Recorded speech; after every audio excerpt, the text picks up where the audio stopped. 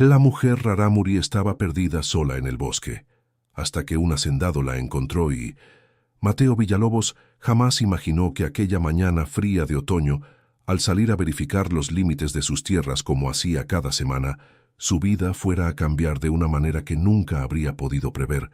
Fue entonces cuando la vio. Recostada sobre un tronco caído entre los pinos, descalza, con los labios partidos de sed y los pies lastimados, había una mujer inconsciente. Llevaba un vestido de cuero amarillo dorado con flecos y adornos de turquesa en el collar, y sus largos cabellos negros estaban esparcidos sobre el suelo seco de agujas de pino. Mateo se arrodilló a su lado, extendió la mano con cuidado y la llamó en voz baja. Ella no respondió. Sin pensarlo 2 veces, la cargó en brazos hacia la hacienda. Mateo sabía que eso iba a generar conversación en la región. Ya lo sabía antes siquiera de cruzar el primer portón de madera con ella en brazos. En aquella sierra olvidada entre cerros y llanuras, donde todo el mundo conocía a todo el mundo, y la desconfianza hacia los forasteros era casi una tradición, cargar a una mujer indígena inconsciente dentro de casa era el tipo de cosa que corría de boca en boca antes del almuerzo. Pero había algo en esa mujer que él no podía ignorar. Una dignidad que se mantenía incluso en el desamparo. Como si, incluso desmayada, ella fuera más entera que cualquier persona que él conocía. La colocó en el cuarto del fondo, el que había sido del hijo mayor antes de que se fuera a Guadalajara. Buscó agua, un trapo limpio, y se sentó en la silla de paja cerca de la puerta, esperando. Ella recuperó el sentido media hora después. El primer movimiento fue intentar levantarse de golpe, como quien despierta en el lugar equivocado y necesita salir corriendo. Mateo se quedó quieto, sin acercarse, y simplemente puso un vaso de agua en la orilla de la cama y retrocedió 2 pasos.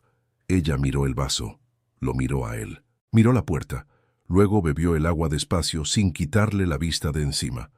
«Nadie va a saber que usted está aquí», dijo Mateo, con la voz que usaba cuando hablaba con los animales heridos que encontraba en la propiedad, firme y baja, sin amenaza. Ella no respondió de inmediato. Cuando habló fue en un español cargado, pero lo suficientemente preciso para que él entendiera cada palabra. «No puedo quedarme.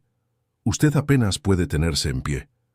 Ella miró su propio pie lastimado, el tobillo que se había hinchado en un morado oscuro, y se quedó en silencio. «Solo hasta que mejore», dijo él.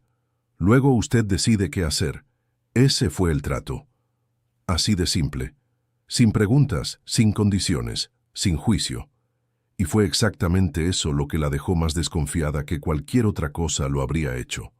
Querido oyente, si te está gustando la historia, aprovecha para dejar tu like y sobre todo suscribirte al canal. Eso ayuda mucho a los que estamos empezando ahora continuando. Su nombre era Citlali. No ofreció más que eso el primer día, y Mateo no preguntó. Él era hombre de pocas palabras, lo que la gente de la región a veces confundía con arrogancia, pero que en realidad era solo la quietud de quien aprendió temprano que no todo necesita ser dicho en voz alta. Hijo de hacendado, nieto de hacendado, creció entre el olor de tierra mojada y el ruido del ganado antes de que saliera el sol. Tenía 46 años, el cabello ya canoso en las sienes bajo el sombrero de ala ancha que rara vez se quitaba, y un par de arrugas profundas en las comisuras de los ojos que aparecían cuando miraba el horizonte, como si siempre estuviera calculando algo que los demás no veían. La hacienda era suya desde hace 18 años. Antes de eso, había sido de su padre, y antes del padre, del abuelo. No era grande, pero era suficiente. Tenía un pedazo de llano, una huerta, un área de zona boscosa que se negaba a tocar incluso cuando el dinero escaseaba, y una casa de madera que olía a pino y tiempo. Citlali se quedó en el cuarto del fondo, y los primeros 2 días no salió de ahí salvo para ir al baño. Mateo dejaba comida en la puerta como quien alimenta a un pájaro asustado. Frijoles, tortillas, un pedazo de queso, una fruta. Ella comía. Él veía el plato vacío cuando iba a recogerlo. Al tercer día, ella apareció en el porche. Mateo estaba allí arreglando una tabla suelta del piso y levantó la vista cuando oyó la puerta chirriar. Ella estaba de pie en el umbral, con el pie lastimado envuelto en un trapo que ella misma había atado con cuidado, y miraba hacia el campo abierto frente a la hacienda con una expresión que él no sabía nombrar. No era alivio, no era miedo, era algo entre los dos. Él volvió a trabajar. Ella se quedó quieta por un largo rato, respirando el aire que olía a pasto y a tierra fresca. Luego, sin decir nada, se sentó en la orilla del porche y se quedó allí. Pasaron la tarde entera sin intercambiar una palabra, y fue la tarde más tranquila que Mateo había tenido en meses. El problema comenzó antes de lo que él esperaba. Don Chente, el empleado más viejo de la hacienda, había trabajado con el padre de Mateo por casi 30 años. Era leal, trabajador y absolutamente incapaz de guardar una novedad para sí mismo. Cuando vio a Citlali por la rendija de la ventana del granero, se quedó quieto un instante. Luego se dirigió hacia Guadalajara más rápido de lo que Mateo lo había visto moverse en años. En menos de un día, la historia había llegado a oídos de don Ignacio Valenzuela. Don Ignacio Valenzuela era el mayor propietario de tierra de la región, hombre de 58 años, siempre de camisa de botón, incluso con el calor, con una sonrisa que llegaba antes que él a cualquier sala y salía después de que él ya se había ido. Era el tipo de hombre que ayudaba a todos y a quien todos le debían algo, lo que en la práctica significaba que nunca necesitaba pedir nada directamente. Las cosas simplemente sucedían como él quería, porque la gente entendía lo que era bueno para ellos mismos. Tenía una historia antigua con Mateo. Hacía casi una década, cuando la hacienda estaba endeudada después de un año de sequía y una cosecha destruida, Valenzuela apareció con una propuesta de compra por un valor que era poco más de la mitad de lo que la tierra valía. Mateo rechazó sin dudar, sin ceremonia, sin siquiera ofrecer café. Valenzuela se fue con la sonrisa en su lugar, pero nunca olvidó. Desde entonces había una distancia calculada entre los dos. Mateo no dependía de Valenzuela para nada, lo que lo convertía en un estorbo constante en un mapa donde casi todos dependían. El recado llegó por medio del hijo más joven de Valenzuela, un muchacho de 20 y tantos años que apareció en la entrada de la hacienda con un sobre de papel crema. El mensaje era demasiado cordial para ser sincero. Valenzuela estaba preocupado por la situación. Oía decir que había una mujer indígena en la propiedad y sugería que el asunto se tratara con discreción antes de que las cosas se volvieran complicadas. El billete terminaba con los saludos de rigor. Mateo lo leyó 2 veces, dobló el papel y lo metió en el bolsillo del chaleco. «Puede irse», le dijo al muchacho. Esa noche, sentado a la mesa después de la cena, se quedó mirando la lámpara encendida por un tiempo que él mismo no supo medir. Citlali estaba en el cuarto, callada como de costumbre. Afuera, el viento mecía el emparrado de granada china que su madre había plantado décadas atrás. Él sabía que ignorar a Valenzuela tenía un costo, siempre lo tenía, pero había algo en ese billete que le dejó una rabia que no era común en él. No la rabia caliente de quien pierde la cabeza, sino la rabia fría de quien reconoce la injusticia y decide no ceder a ella. Aplastó el papel y lo echó al fuego de la estufa de leña. En los días siguientes, Citlali comenzó a recuperarse con una velocidad que sorprendió a Mateo. El tobillo aún le dolía, pero había encontrado en el monte detrás de la casa una hierba de hoja ancha que machacaba y aplicaba en la hinchazón, y cada mañana el moretón se iba aclarando un poco. Se movía por la hacienda con pasos cuidadosos, pero se movía. Observaba todo con una atención que Mateo nunca había visto en nadie. No el tipo de atención agitada de quien necesita entenderlo todo de golpe. Era una atención quieta, profunda, como la de quien lee el mundo en un lenguaje que la mayoría de la gente ha olvidado.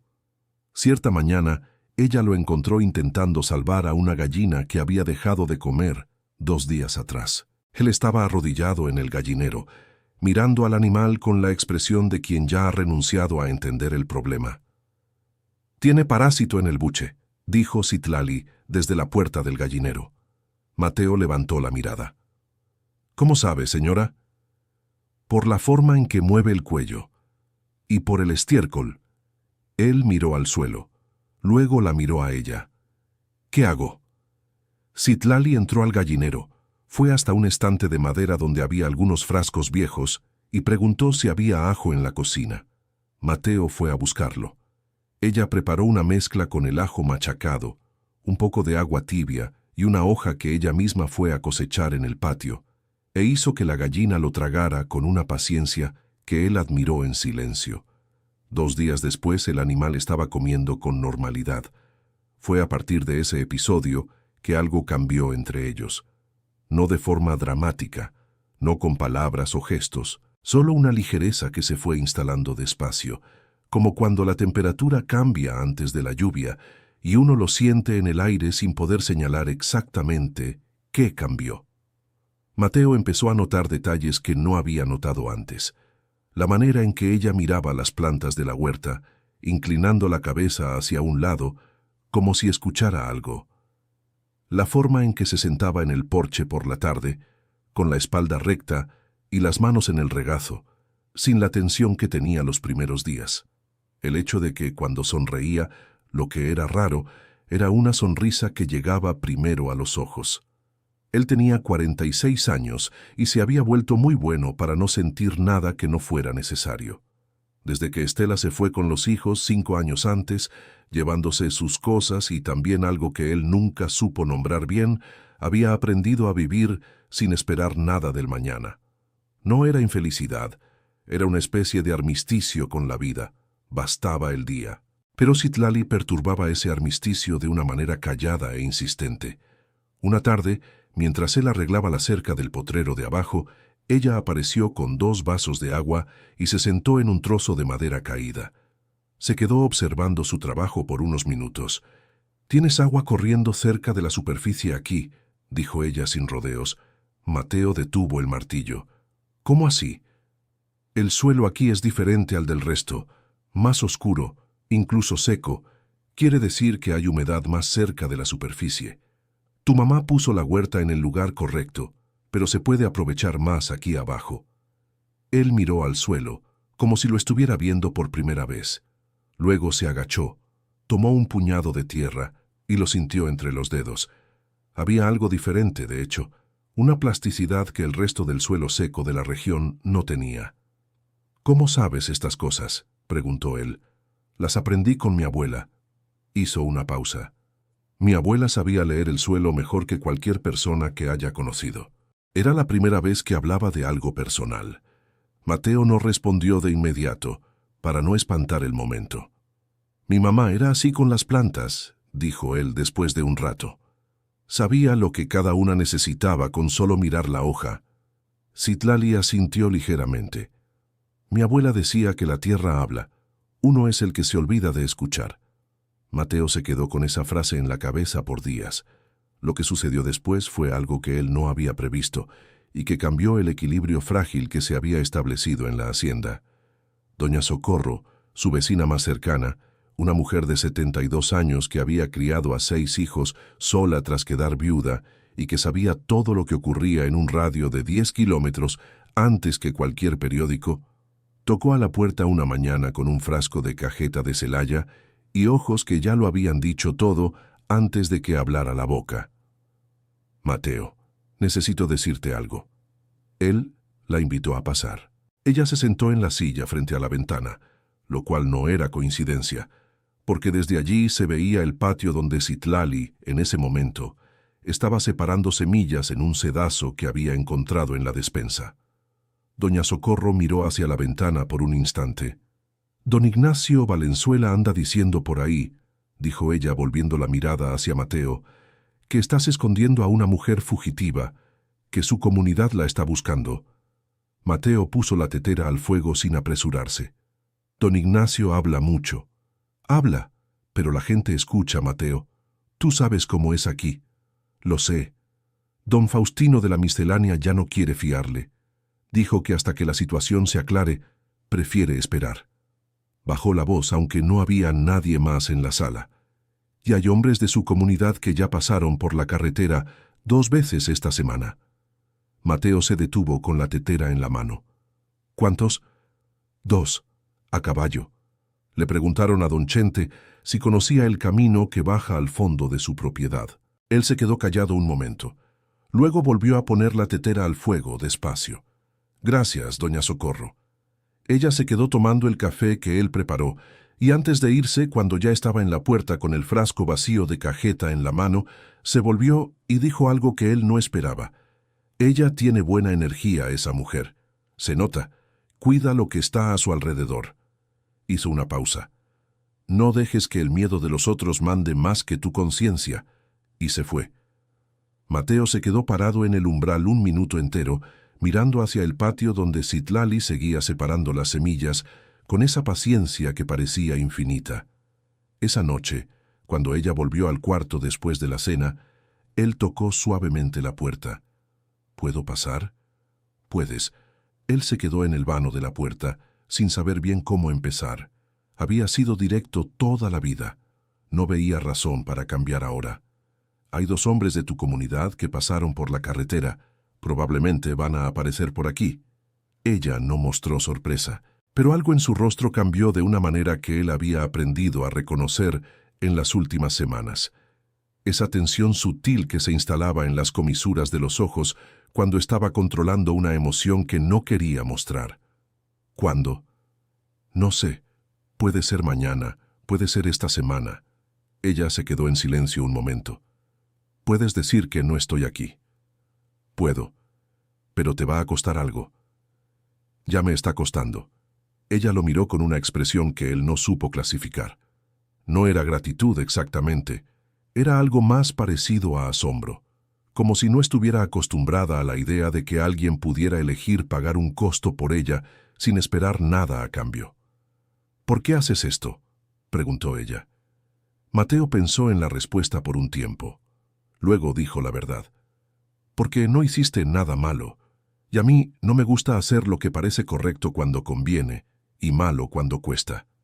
Ella asintió despacio, como si estuviera sopesando cada palabra que había escuchado. «Mi nombre completo es Citlali Nakai», dijo ella después de un silencio. «Mi abuela lo eligió. Era la primera vez que daba más de lo necesario sin que le preguntaran». Mateo asintió. «Mateo Villalobos. Mi abuela también lo eligió». Y fue así, en ese intercambio pequeño y cargado de cosas no dichas, que algo entre ellos comenzó a tener un nombre, aunque ninguno de los dos supiera aún cuál era. Al día siguiente, como doña Socorro había avisado, los 2 hombres aparecieron en la entrada de la hacienda. Eran de la comunidad de Citlali. Eso lo reconoció por la forma en que vestían y por los adornos que usaban, similares a los de ella.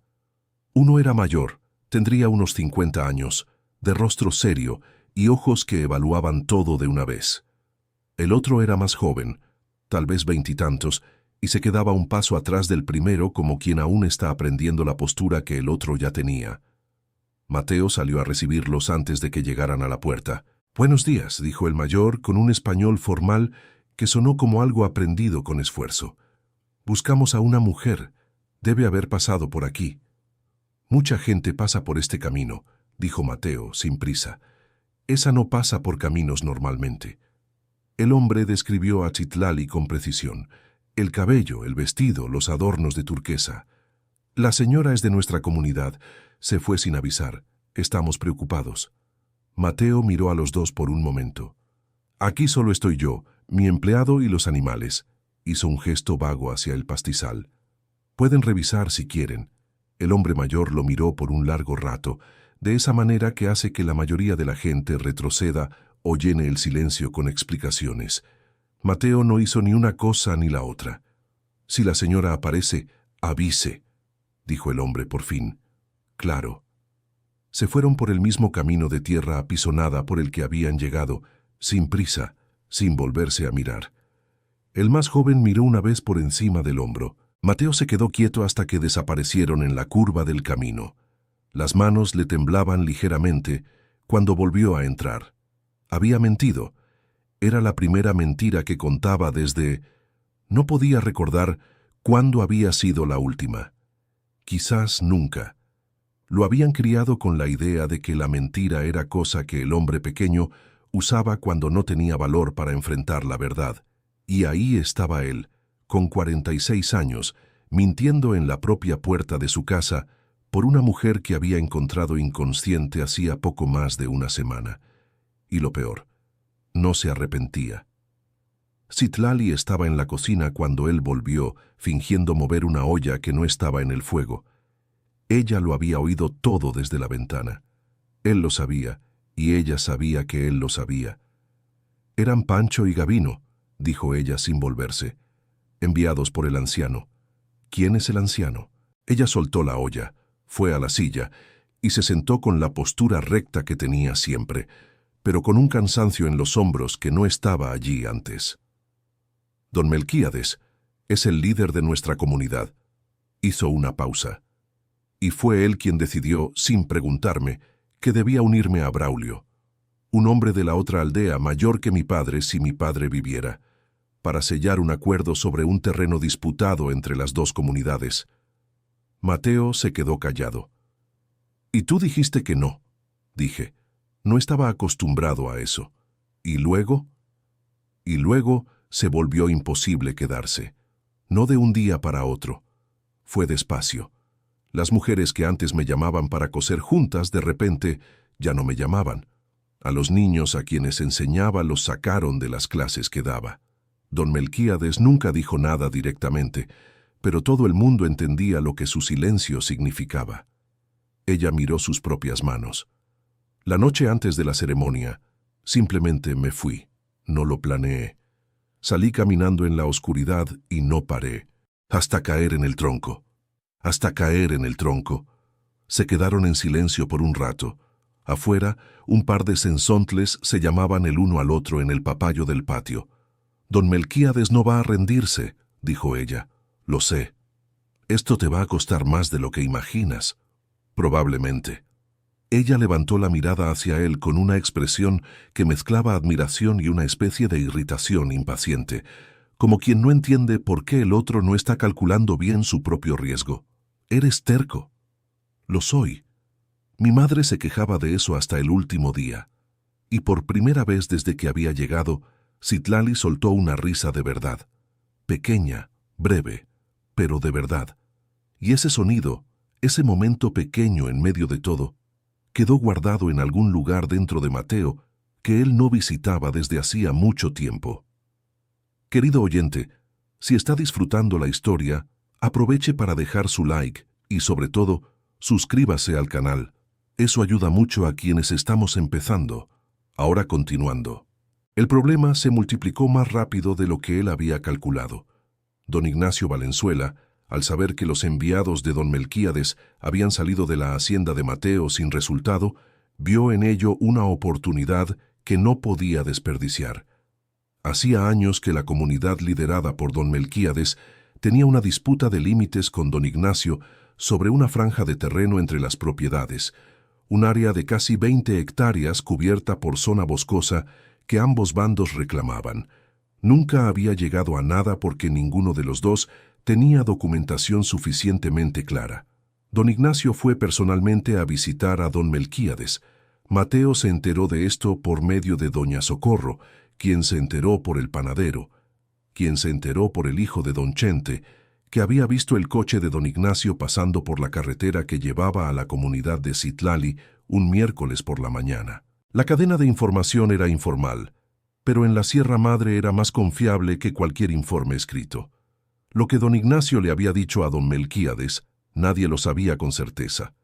Pero el resultado apareció 3 días después, cuando Mateo fue a la miscelánea de don Faustino a buscar víveres y fue recibido con un silencio frío que nunca había encontrado allí. Don Faustino, un hombre gordo y simpático, que siempre tenía una anécdota nueva que contar, se quedó moviendo los frascos detrás del mostrador sin levantar la vista. «Mateo, ando un poco apretado este mes con el crédito. Va a tener que ser de contado».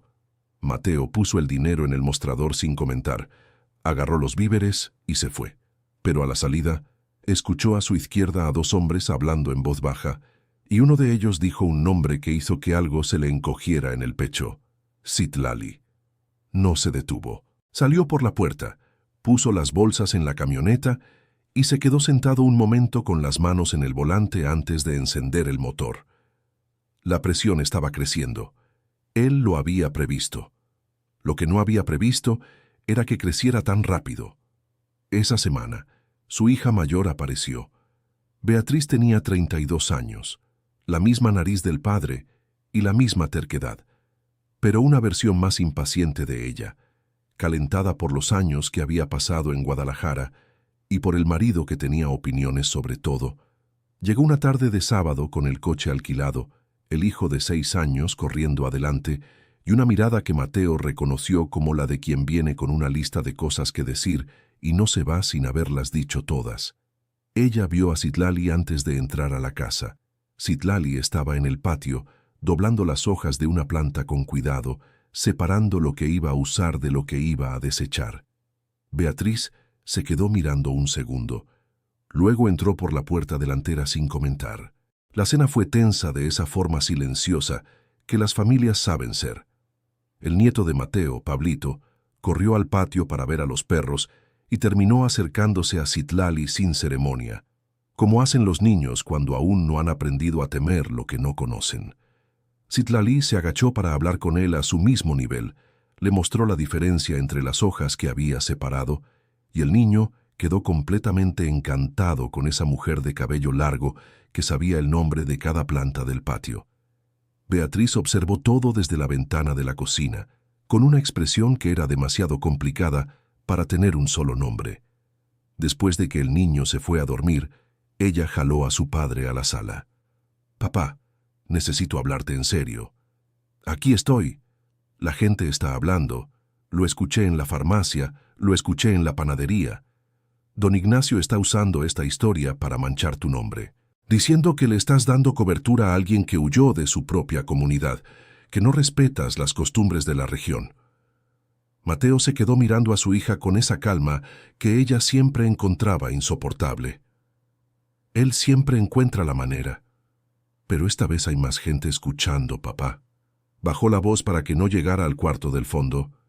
¿Quién es esa mujer? ¿Qué sabes realmente de ella? La encontraste inconsciente en el monte hace 2 semanas. Sé suficiente.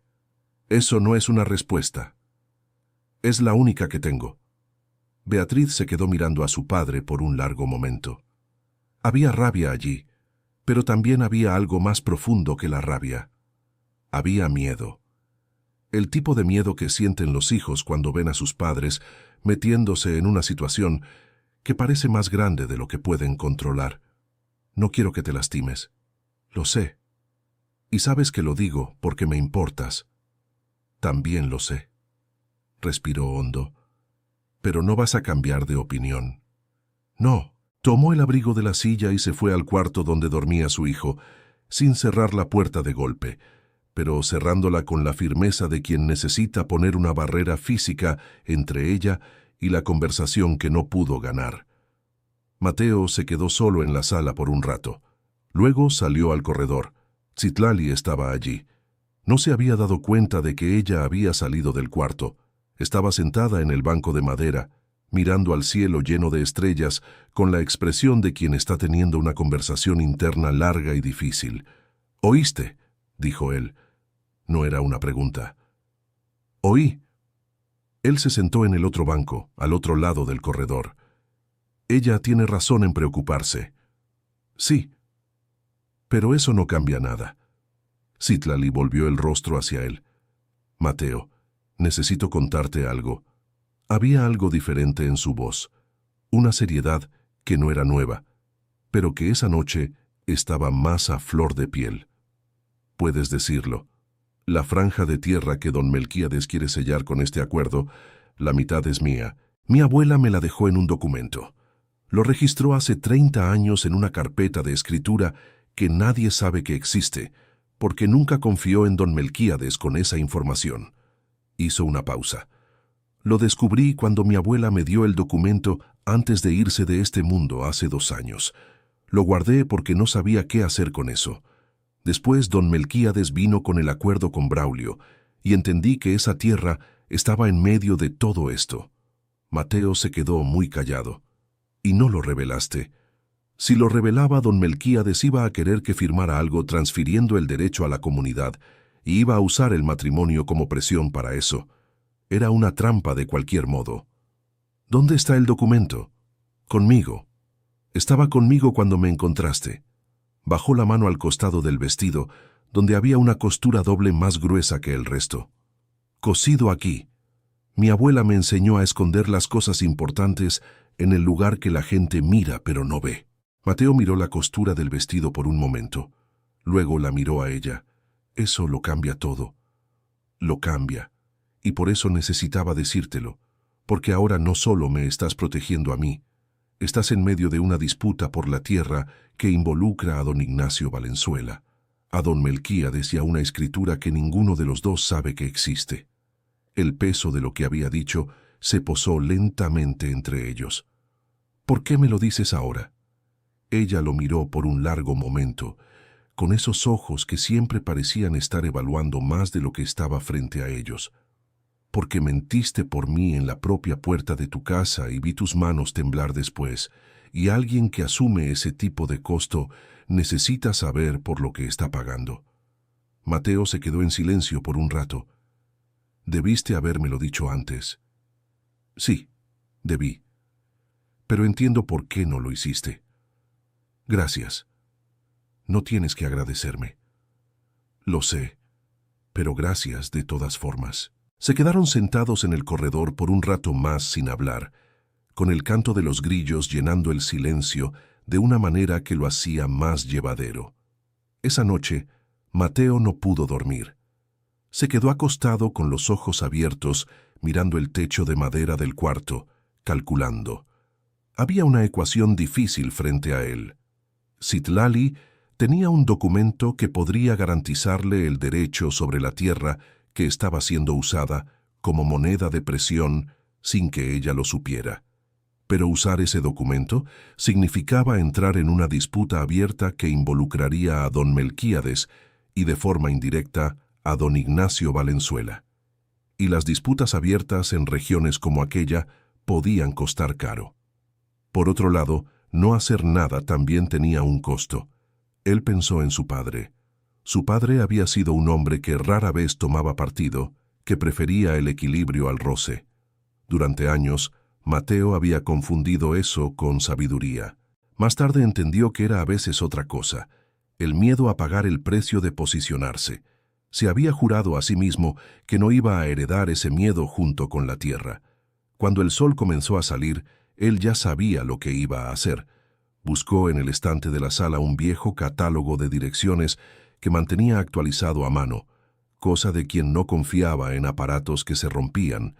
Había el nombre de un abogado que había resuelto un problema de documentación de la hacienda años antes, un hombre discreto y competente que trabajaba en una ciudad a 2 municipios de distancia. No era amigo, pero era de confianza. Escribió una carta esa mañana. Explicó la situación de forma objetiva, sin exageraciones. Pidió que el abogado verificara la validez legal de una escritura de tierra y el camino posible para que la propietaria la reconociera formalmente.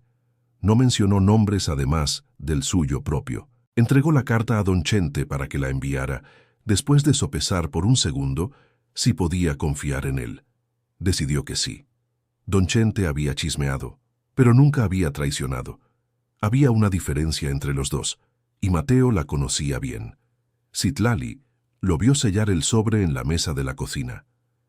¿Qué es eso? Un pedido de orientación. Él levantó la vista. Nada va a pasar sin que tú lo sepas y estés de acuerdo. Ella se quedó mirándolo por un momento. Podrías haberme pedido simplemente el documento y guardarlo. Podría. Pero no lo hiciste. ¿No? Ella asintió despacio, como quien confirma internamente algo que había comenzado a sospechar. Está bien, dijo ella. Entonces veamos qué dice el abogado. Los días siguientes fueron de una aparente normalidad que Mateo sabía que era engañosa. La hacienda seguía funcionando. Citlali se iba integrando a la rutina de una manera natural, sin que nadie lo hubiera planeado. Ella identificó que el bancal de tomates tenía hongo en las hojas y resolvió el problema con una mezcla que hizo con la cal que había en el cobertizo y algunas hojas secas. Reparó un cesto de palma que Mateo usaba para cargar frutas y que se había roto en la última cosecha. y lo hizo con una técnica de trenzado que él nunca había visto, firme suficiente para aguantar el doble del peso. El nieto de Mateo, Pablito, que se había quedado en la hacienda mientras Beatriz y su marido resolvían un asunto en Guadalajara, era literalmente su sombra. Seguía a Citlali por el patio, hacía preguntas sobre todo y a veces se quedaba callado a su lado, observando las cosas que ella hacía con la atención concentrada que los niños tienen cuando están genuinamente interesados en algo. Una tarde, Citlali enseñó al niño cómo distinguir por el olor si una hierba estaba buena para usar o ya había pasado de punto. El niño se pasó oliendo cada planta del patio durante una hora entera, con esa seriedad cómica que los niños tienen cuando se sienten responsables de una tarea importante. Mateo observó la escena desde el portal y sintió algo que era parecido a un recuerdo, no de un evento específico, sino de un estado, la sensación de que la hacienda tenía vida dentro de ella además de los animales y las plantas. Hacía mucho tiempo que no sentía aquello. La respuesta del abogado llegó un jueves. Don Chente entregó la carta durante el almuerzo, con la expresión de quien está tratando de parecer indiferente y no lo está logrando. Mateo la tomó sin comentar y esperó a que el empleado saliera de la cocina antes de abrirla. Citlali estaba en la mesa con una taza de té que ella misma había preparado con hierbas del patio. Él leyó la carta una vez en silencio. Luego la leyó de nuevo. Después la puso sobre la mesa y la empujó hacia ella. Ella la leyó despacio. Cuando terminó se quedó mirando el papel por un momento. «La escritura tiene validez», dijo ella. «Tiene. Pero el abogado dice que para que sea reconocida formalmente va a necesitar una audiencia de regularización, y que eso va a ser público, lo que significa que don Melquíades se va a enterar. ¿Y don Ignacio? ¿Y don Ignacio?» Ella dobló la carta con cuidado y la dejó sobre la mesa. «¿Sabías esto cuando le escribiste al abogado?» «Lo sabía. Y aún así lo hiciste. Era la única forma honesta de resolverlo». Ella se quedó en silencio por un rato. Después dijo: «Si yo entro en esa audiencia, don Melquíades va a entender que nunca tuve intención de ceder. Va a ser una ruptura definitiva. Probablemente. Y tú vas a estar en medio de eso. Ya lo estoy». Ella levantó los ojos hacia él, con esa expresión que mezclaba admiración y una especie de peso. «Mateo, ¿entiendes que yo puedo no ser lo que tú imaginas que soy?» Él se quedó mirándola por un momento. «¿Qué imaginas que imagino?» Ella hizo un gesto vago, como quien no sabe bien cómo ponerlo en palabras. «Que soy una historia bonita que apareció en tu campo». Él se quedó callado. Era una observación demasiado honesta para responder de cualquier forma que no fuera igualmente honesta. «No sé lo que eres», dijo él por fin. «Todavía lo estoy descubriendo, pero sé lo que he visto hasta ahora. Y lo que he visto hasta ahora es suficiente para saber que tienes derecho a resolver esto de la manera que sea correcta, sin necesidad de un acuerdo que nadie te pidió permiso para hacer». Ella lo miró por un largo momento. «Gracias», dijo ella, y esta vez era diferente de las otras veces que había dicho gracias. Era más pesado, más completo. Fue esa semana que la situación con don Ignacio escaló de una manera que Mateo no había previsto en la forma. Don Ignacio apareció personalmente en la hacienda una mañana de martes.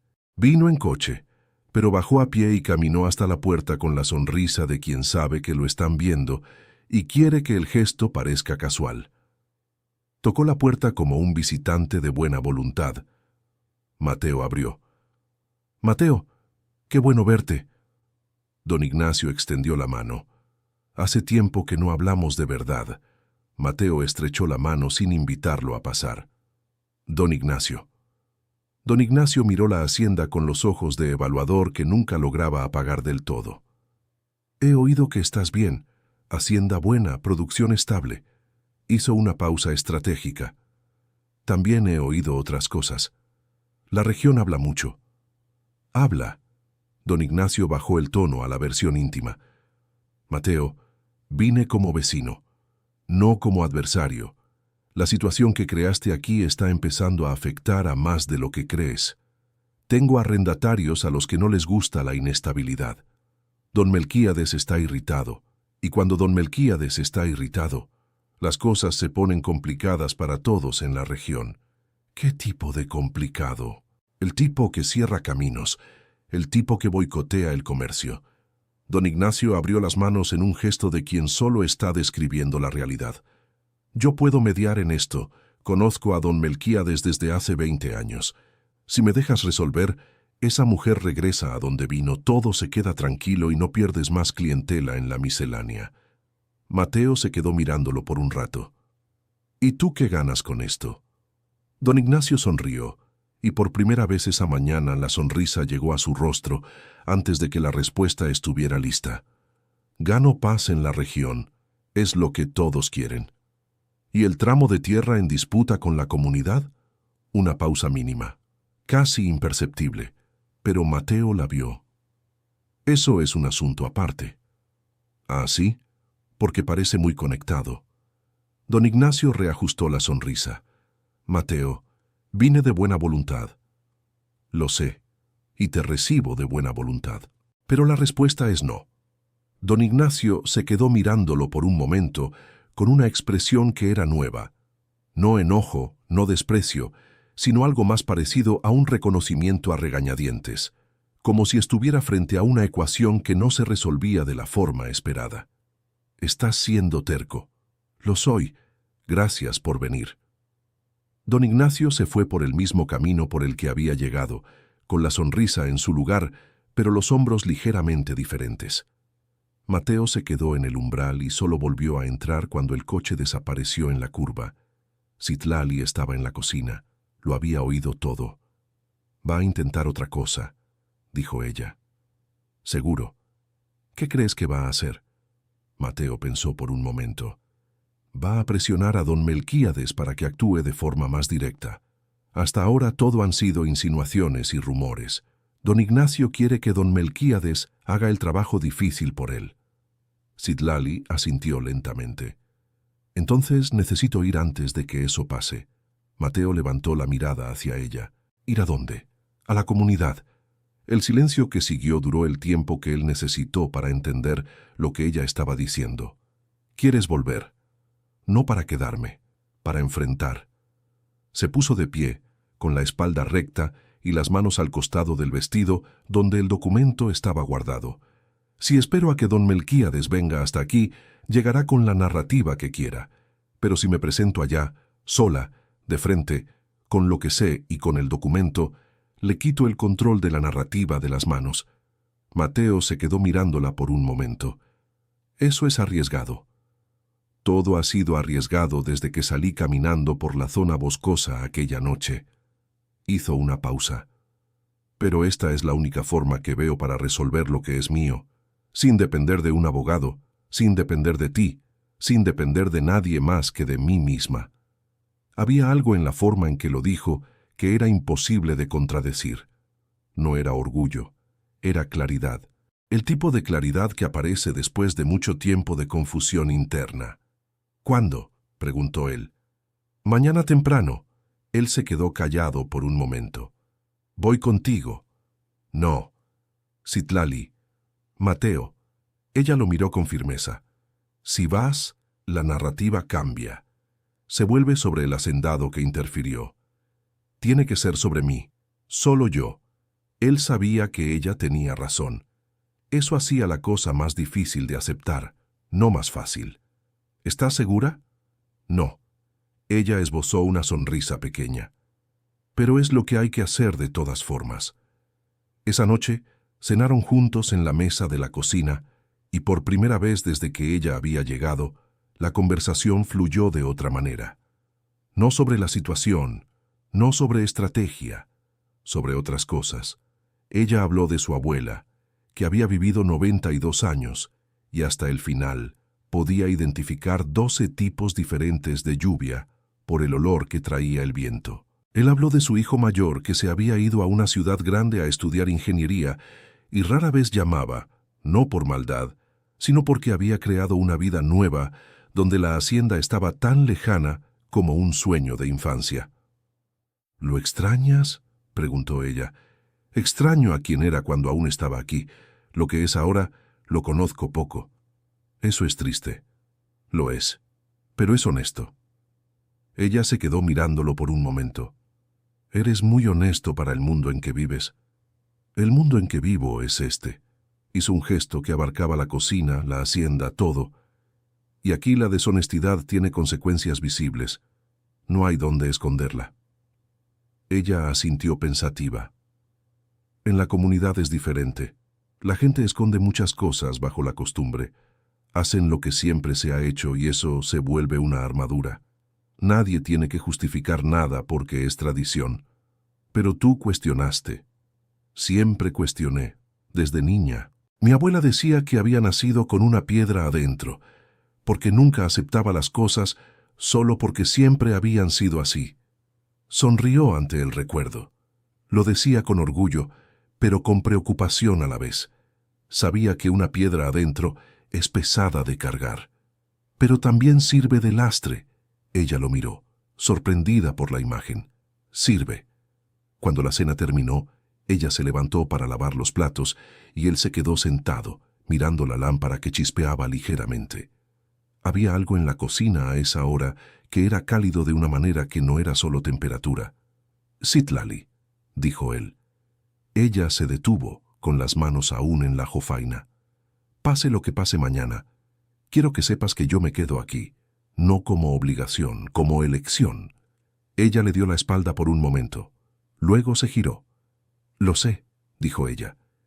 Y había algo en la forma en que lo dijo que sonó como una promesa correspondida, aunque ninguno de los dos hubiera prometido nada en voz alta. A la mañana siguiente, Citlali partió antes de que el sol calentara. Mateo despertó con el ruido leve de la puerta trasera cerrándose, ese chirrido específico que conocía como reconocía su propia respiración. Se quedó acostado un momento, mirando el techo de madera, y luego se levantó y fue al corredor. Ella cruzaba el campo en dirección a la zona boscosa, con el vestido amarillo dorado captando los primeros reflejos de la mañana, el cabello recogido atrás con un adorno de turquesa. Caminó sin mirar atrás, con los hombros rectos y los pasos firmes de alguien que sabe a dónde va, aunque no sepa exactamente qué va a encontrar allí. Mateo se quedó en el corredor hasta que ella desapareció entre los árboles. Luego fue a hacer café. Pasó la mañana entera tratando de trabajar y logrando muy poco. Arregló la mitad de una bisagra. Empezó a podar el macizo y lo dejó a medias. Intentó arreglar la radio de la cocina que había dejado de funcionar hacía semanas y se quedó mirándola tanto tiempo que don Chente le preguntó si se sentía mal. «Estoy bien». «Usted no está bien, no. Tiene cara de quien se tragó un espino». «Vete a trabajar, don Chente». Don Chente se fue, pero con esa sonrisa de quien entendió exactamente lo que estaba pasando y prefiere no decirlo. Pasó la comida. Empezó la tarde. Mateo estaba en el corredor cuando oyó el sonido de pasos en el camino de tierra y por una fracción de segundo sintió el corazón latir más fuerte de lo que había latido en mucho tiempo. Pero no era Citlali, era Beatriz. Llegó sola, sin el hijo, con una expresión diferente a la de la última vez, menos rígida, como si algo se hubiera suavizado en el intervalo. «¿Se fue?», preguntó Beatriz deteniéndose frente a su padre. «¿Cómo sabes?». «Pablito me dijo que ella le había contado que iba a visitar a su familia». Hizo una pausa. Se puso triste. Preguntó si iba a volver. Mateo guardó silencio. «Vine porque estuve pensando en la conversación de la semana pasada», dijo Beatriz, sentándose en el borde del corredor sin ser invitada, como solo hacen los hijos. «Y creo que dije cosas que eran verdad, pero no eran todas las verdades». «¿Qué otras verdades hay?». Ella se quedó mirando el campo por donde Citlali había caminado esa mañana. «Que me enojé porque te arriesgaste sin preguntarme, pero también porque me asusté. Te volviste diferente. Con ella aquí te volvías diferente, y no sabía si alegrarme por eso o preocuparme». Mateo se quedó mirando a su hija. «¿Por qué preocupada?». «Porque va a doler si no funciona, y porque ya sufriste mucho después de que mamá se fuera y yo estaba lejos y no pude hacer nada». Lo miró con los ojos llorosos de una manera que claramente Estaba tratando de controlar. No me gusta cuando no puedo hacer nada. Él guardó silencio un momento. Luego dijo, a mí tampoco me gusta, pero a veces es lo que hay. Ella asintió, secándose el ojo con el puño de la manga en un gesto rápido. ¿Va a volver? No sé. Pero quieres que vuelva. Mateo miró el campo. Pensó en la mañana, en la cocina, en la conversación sobre la abuela. Pensó en la sonrisa que aparecía primero en sus ojos. Quiero. Beatriz asintió una vez, como quien procesa. Entonces espera. Tú sabes esperar. Aprendí. Ella se quedó con él en la veranda por un rato, y fue la conversación más honesta que los dos habían tenido en años. No resolvió todo. Beatriz aún tenía reservas, aún había cosas complicadas sobre la situación que no comprendía del todo. Pero había un respeto diferente entre los dos cuando ella se fue esa tarde. El tipo que llega cuando dos personas deciden, al mismo tiempo y sin ponerse de acuerdo, dejar de luchar por el control y simplemente verse. En la comunidad, las cosas habían pasado de una manera que Mateo solo supo después. Citlali llegó a la entrada de la aldea alrededor de la hora de la comida. Los que la vieron llegar recordaban cómo estaba, vestido amarillo, cabello suelto, sin prisa aparente, como si hubiera salido a caminar y decidido dar una vuelta. Pero los ojos, dijeron más tarde, los ojos eran de otra cosa. Don Melquíades supo que ella había llegado incluso antes de que cruzara la segunda cerca. Cuando ella pidió hablar con los más viejos, él trató de aplazarlo, decir que no era hora, que necesitaba agendarse antes. Ella dijo, con una calma que sorprendió incluso a los que ya la conocían, que podía esperar. Y esperó. Sentada en la entrada de la casa de reuniones, con las manos en el regazo y la escritura contra el cuerpo, esperó 3 horas. Cuando los más viejos finalmente se reunieron, ella entró y habló. Dijo que no se iba a unir a nadie por acuerdo de tierra, que tenía el derecho de rechazar, y que cualquier intento de forzar la situación sería llevado ante un mediador externo que existía legalmente para ese tipo de conflicto. Y entonces, sin dramatismo, sin acusación, con la voz firme y los ojos directos, puso la escritura sobre la mesa. Don Melquíades miró el documento por un largo momento. Sabía lo que era. No podía no saberlo, porque había pasado años creyendo que ese pedazo de papel no existía, y toda su estrategia había sido construida sobre esa creencia. Hubo un silencio que duró más de lo que cualquier silencio suele durar en ese tipo de reuniones. Los más viejos miraron el documento, la miraron a ella, miraron a don Melquíades.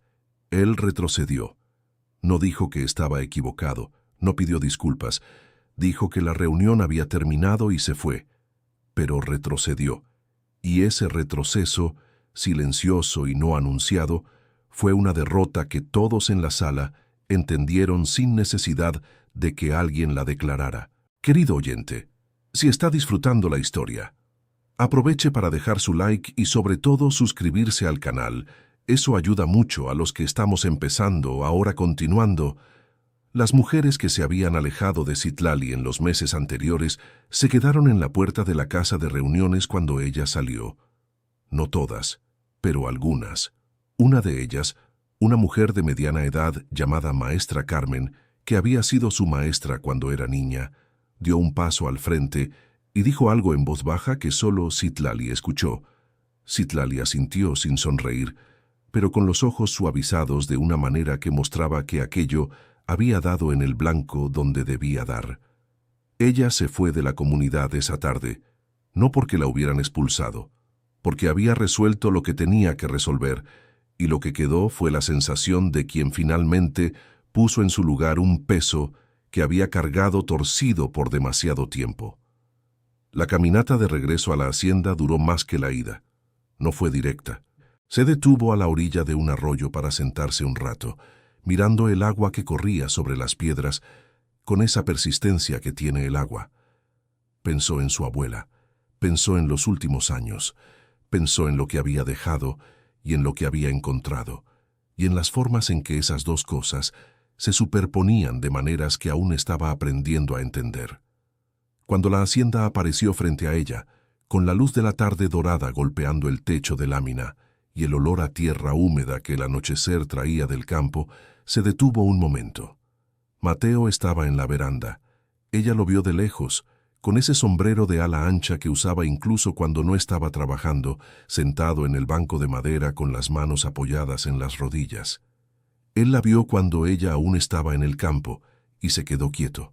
No se levantó corriendo, no fue a su encuentro, solo se quedó ahí, esperando, como alguien que sabe que el momento no necesita ser apresurado para ser real. Ella cruzó el campo despacio. Subió los 3 escalones del porche. Se sentó en la banca junto a él. Se quedaron en silencio por un tiempo, que pudo haber sido largo o corto. Era difícil decirlo. ¿Funcionó?, preguntó él, al fin. Funcionó. Don Melquíades retrocedió. No admitió nada, pero retrocedió. Mateo asintió una vez, despacio. ¿Y tú? Ella se quedó mirando el campo mientras la luz se volvía naranja y luego violeta en el borde del horizonte. Yo estoy entera. Hizo una pausa. No resolví todo. Hay muchas cosas que van a necesitar tiempo. Pero aquello que estaba cargando torcido, lo puse en su lugar. Él no dijo nada. Pero había algo en su silencio que era diferente del silencio de antes. Era un silencio que dejaba espacio para ella, en lugar de llenar el vacío con expectativa. Mateo, dijo ella, después de un rato. Dije allá que iba a resolverlo sola, y lo resolví. Lo resolviste. Pero no creo que quieras seguir haciendo todo sola. Había una cantidad enorme de cosas dentro de esa frase. Él lo sabía. Ella sabía que él lo sabía. No hace falta, dijo él, y así fue. Sin declaración, sin promesa formal, sin el tipo de gesto exagerado que los momentos importantes a veces exigen, pero que en ese caso habría sonado falso. Fue simplemente la decisión de 2 personas que habían llegado al mismo punto por caminos diferentes, y que miraron alrededor y entendieron que estaban en el mismo lugar. Don Ignacio, al saber que don Melquíades había retrocedido y que su plan de usar la situación como palanca se había desmoronado por los 2 lados al mismo tiempo, intentó una última maniobra. Apareció en la hacienda una semana después con una propuesta diferente. No de compra, sino de asociación. Ofreció acceso a maquinaria, insumos a menor precio, distribución facilitada para la producción de la hacienda. Todo muy razonable en el papel. Mateo lo escuchó hasta el final, sentado en el porche, con Citlali a 2 metros de distancia, cuidando el huerto y sin hacer esfuerzo por irse del lugar. Gracias por la oferta, dijo Mateo cuando don Ignacio terminó. Pero estoy bien como estoy. Don Ignacio miró a Citlali, miró a Mateo. Luego se fue con un gesto de cabeza que pretendía ser magnánimo, pero que tenía un residuo de derrota que no podía ocultar completamente. Y fue la última vez que apareció en la hacienda.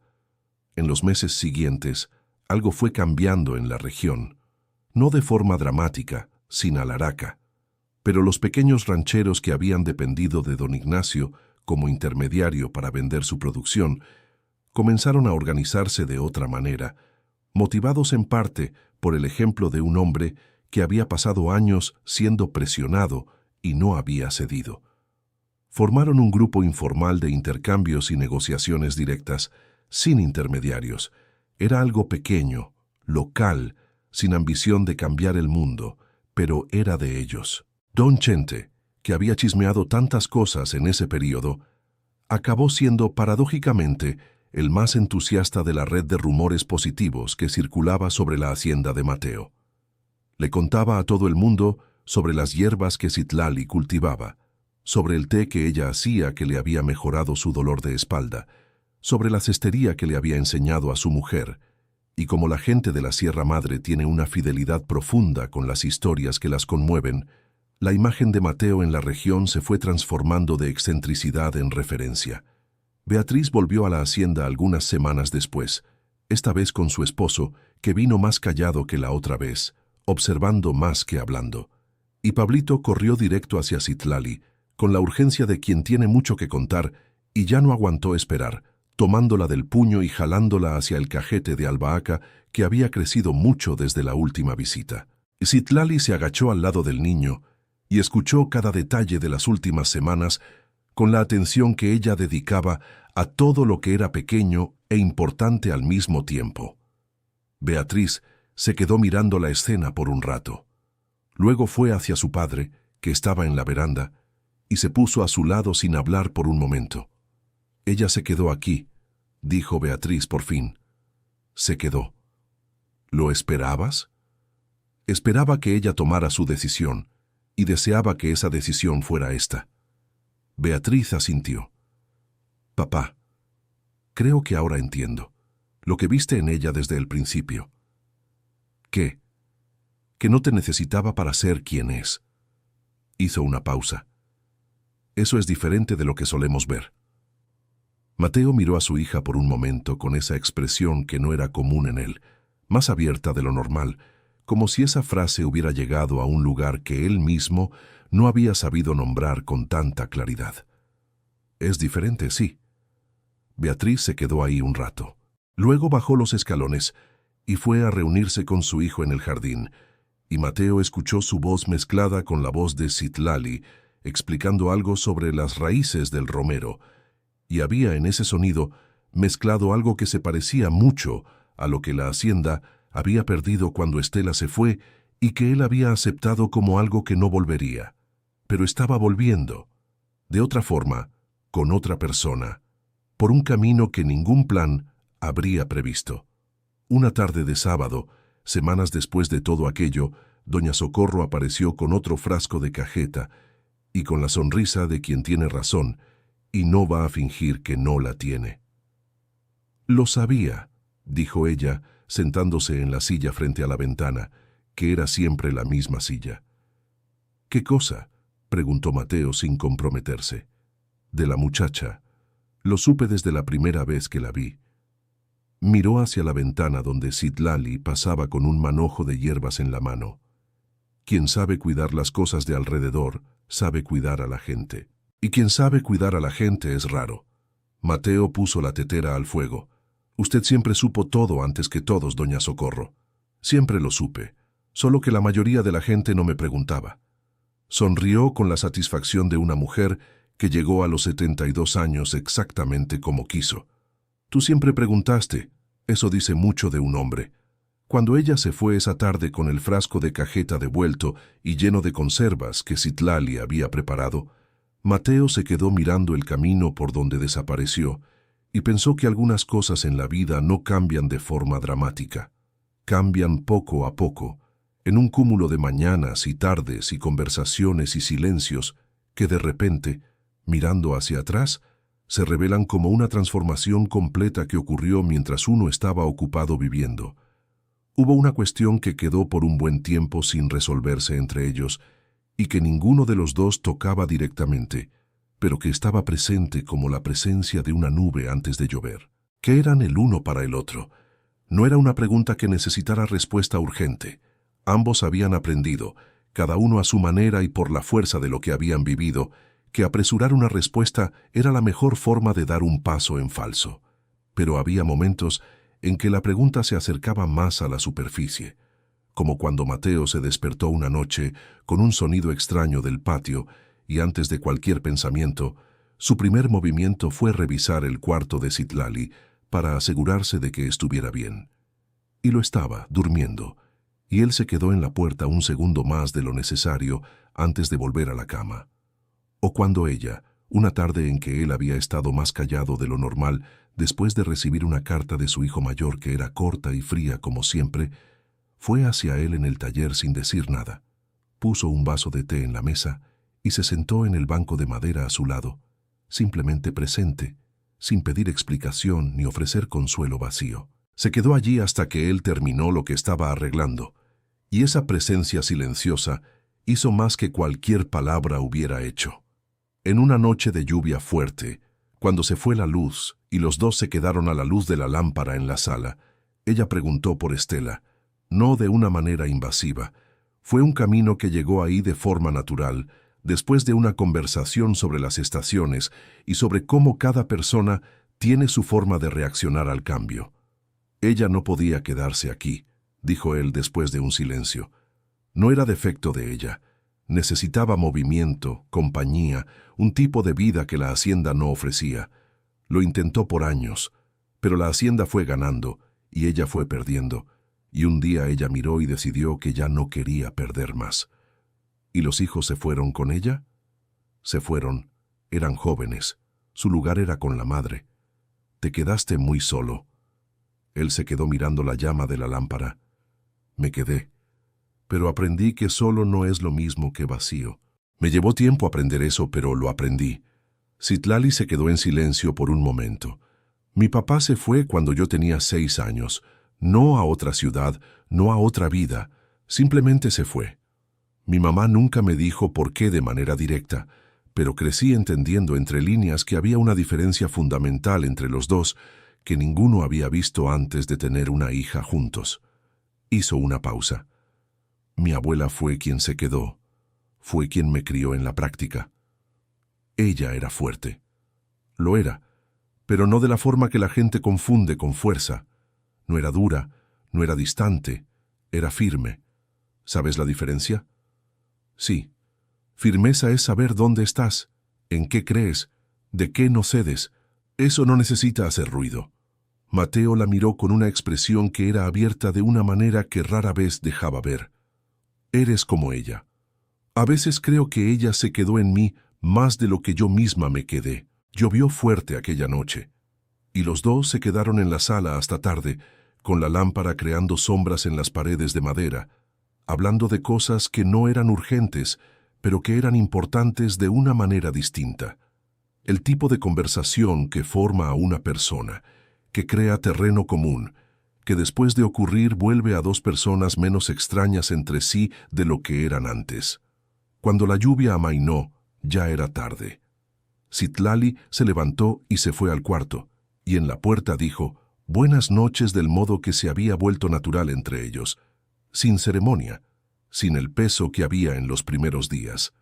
Mateo se quedó en la sala un rato más, escuchando la lluvia que se había vuelto gotas dispersas en el techo de lámina. Había una diferencia entre aquella noche y las noches que había pasado en la misma sala en los años anteriores. Una presencia, no dependencia, no necesidad, sino la ligereza que llega cuando el espacio alrededor no está vacío. Apagó la lámpara y se fue a dormir. Don Melquíades, con el tiempo, fue perdiendo la autoridad que había ejercido casi sin oposición durante décadas, no por una derrota única, sino por una serie de pequeñas erosiones, cada una relacionada con el hecho de que Citlali había probado que se podía disentir y sobrevivir, y que había otros que necesitaban verlo para creerlo. La maestra Carmen fue la primera en hablar públicamente en una reunión familiar. Después vinieron otras voces. Don Melquíades seguía liderando, pero con un peso distinto, como quien percibe que el territorio que gobernaba era más pequeño de lo que pensaba. La franja de tierra disputada con don Ignacio Valenzuela terminó siendo regularizada mediante la escritura de Citlali. No resolvió todo de inmediato, porque las cosas de tierra rara vez se resuelven de una vez. Pero creó un punto de apoyo legal para la comunidad que antes no existía, y que don Melquíades, por más renuente que estuviera, no podía ignorar. Mateo se mantuvo al margen de ese proceso, como Citlali le había pedido. Su nombre no apareció en ningún papel, pero había sido él quien había escrito al abogado, quien había guardado el documento cuando ella necesitó que alguien de fuera fuera confiable, quien se había quedado en el porche esperando mientras ella resolvía lo que era suyo para resolver. A veces, el papel más importante en una historia no es el más visible. Hubo un día, en medio de todo aquello, que quedó grabado para Mateo de una forma que él no esperaba. Era una mañana común de semana. Citlali había salido temprano al huerto. Él estaba en el taller. Don Chente limpiaba el granero. El hijo más pequeño de Beatriz, el Pablito, se había quedado en la hacienda por unos días porque Beatriz había tenido que viajar por trabajo.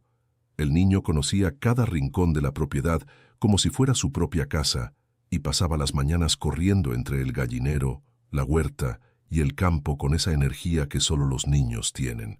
Mateo salió del taller como a las 10 de la mañana y fue a tomar agua a la cocina. Pasó por la ventana lateral que daba a la huerta y se detuvo. Citlali estaba sentada en la orilla del huerto, con el Pablito a su lado. El niño tenía algo en la mano, un insecto, una oruga, algo así, y se lo estaba mostrando a ella con esa seriedad de niño que no sabe que la cosa que está mostrando es pequeña. Citlali miró lo que él tenía en la mano. Luego dijo algo que Mateo no escuchó, y el niño soltó una de esas risas de niño que salen del fondo de la panza y que no pueden ser fingidas. Mateo se quedó parado en la ventana por un momento, que fue más largo de lo que él percibió. Había algo en esa escena que era difícil de nombrar sin sonar exagerado. Era la imagen de alguien que sabía cómo estar presente de una forma completa, sin el teléfono en la mano, sin la mitad de la cabeza en otro lado, sin esa distancia que los adultos ponen entre ellos y los niños cuando están cansados del mundo. Citlali estaba completamente ahí, en ese huerto, en ese niño, en ese insecto insignificante. Y Mateo entendió, mirando por la ventana esa mañana, que había pasado mucho tiempo rodeado de personas que siempre estaban medio en otro lugar y que extrañaba a alguien que supiera estar de verdad donde estaba.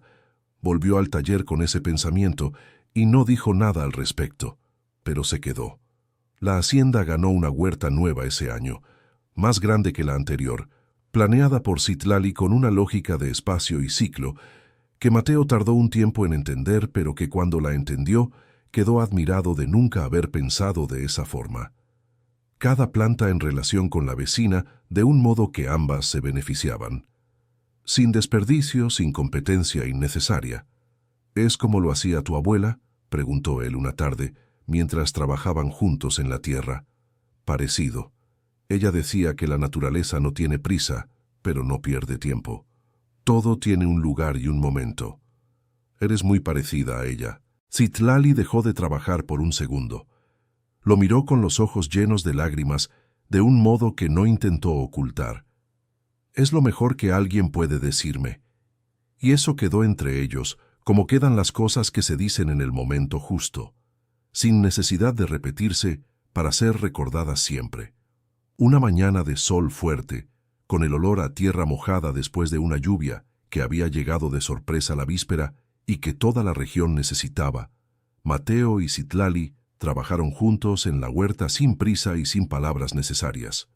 Don Chente pasaba al fondo con las herramientas, tarareando algo que nadie identificaba, pero que tenía el ritmo justo para la mañana.